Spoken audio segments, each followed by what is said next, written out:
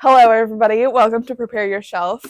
We are so excited to do speed round doubles. Yes. I'm going to call this like tennis. Speed round Yes. doubles. Yes. Prepare Your Shelf today for releases that are releasing on August 19th. Correct. Yes. All right. You're Elizabeth. You're the marketing. I'm Elizabeth. I'm the marketing manager. And I'm Amy. I'm one of the buyers. I don't know that we need to introduce ourselves every time, but that's okay. I'm going to kick things off with our first fall vibes Halloween book to put on your TBR. It's called The Late Night Witches by Orly Wallace. She wrote some cozy mysteries. That the first one is The In Company of Witches, which I loved. So this is a cozy fantasy with witches, vampires, found family, a romance, and a gorgeous October setting on Prince Edward Island. Vampires arrive, and a young woman's family has to work to protect their community from the vampires. Love it. I have The Marigold Cottages Murder Collective by Joe Nichols. And this is a murder mystery set in a close-knit neighborhood. Like, there's one landlord and a bunch of cottages, and she handpicks all of her residents, but they're all quirky misfits. And of course, a murder happens, and they have to figure out who it is so that the wrong person doesn't go to jail. Perfect for fans of Thursday Murder Club or Only Murders in the Building. Fantastic.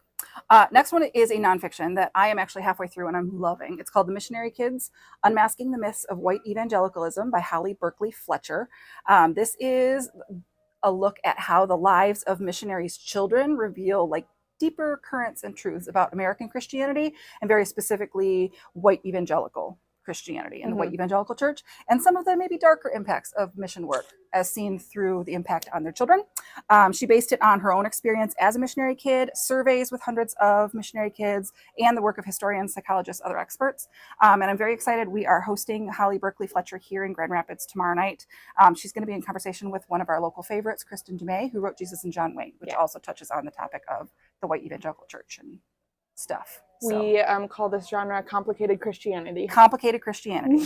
So yes. It's not a real genre. We made it up, but it fits. But we like it, and there's there are people in Grand Rapids here who are interested in it, and hopefully across the state. So. Yep, absolutely. Mine kind of goes along with that, but in the fiction side of things, it's called Dominion by Addie E. Chitchens. I did not figure out how to pronounce their last name. I do apologize. It is a Southern family drama.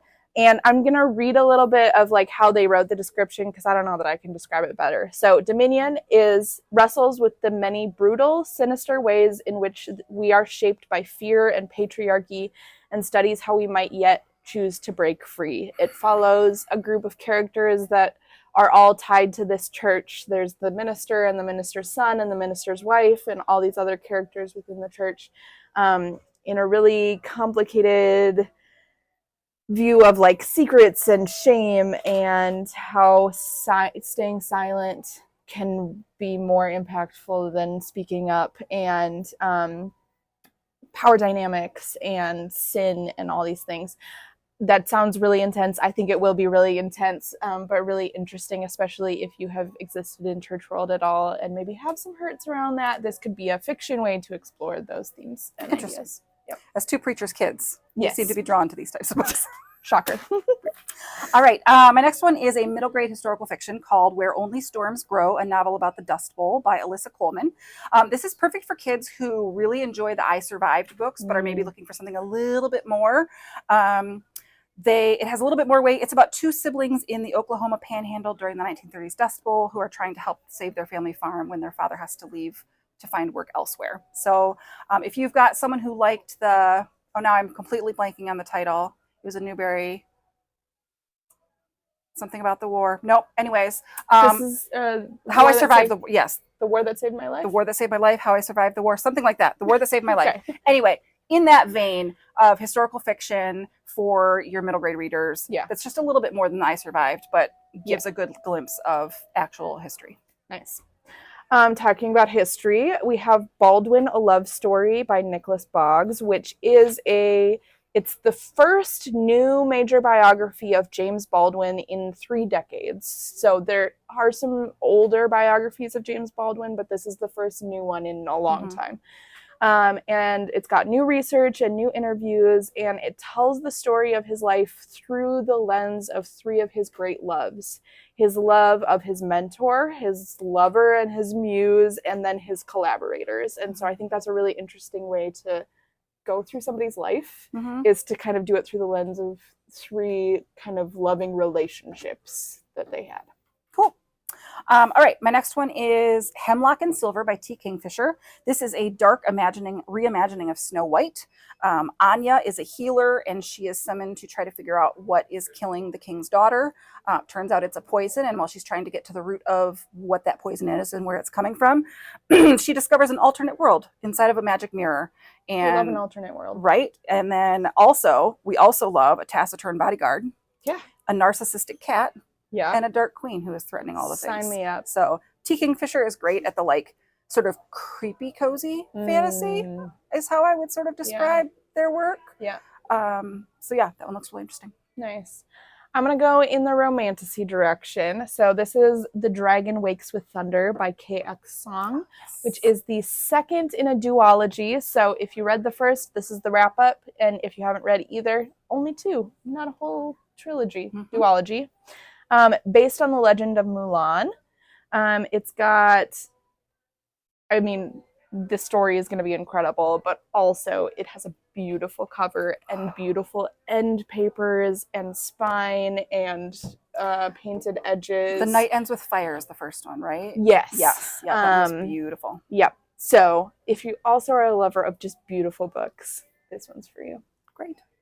On to my unique and niche nonfiction. Yes. Because I love those. With Her Own Words, Women Weaving Their Stories by Nicole Narig. This is an exploration of textile art across time and culture and how women have used it, not just as like women's work, but as like education, for independence, financial, and just economical. Financial is the same thing. Why are words so hard today? In society, just for independence and also for self-expression. Yeah. So it tells stories of like how women have used embroidered samplers to teach math, geography, language, things like that. How they pass down oral histories through like tapestries and telling stories through their art. There's a big fiber arts revival right now with people getting back into sewing, knitting. Even Taylor Swift is into sewing and knitting and painting. And so this sort of ties all that together and tells the history of how fiber arts have been used for lots of different ways. Nice. My last one is called Something to Look Forward to by Fannie Flagg.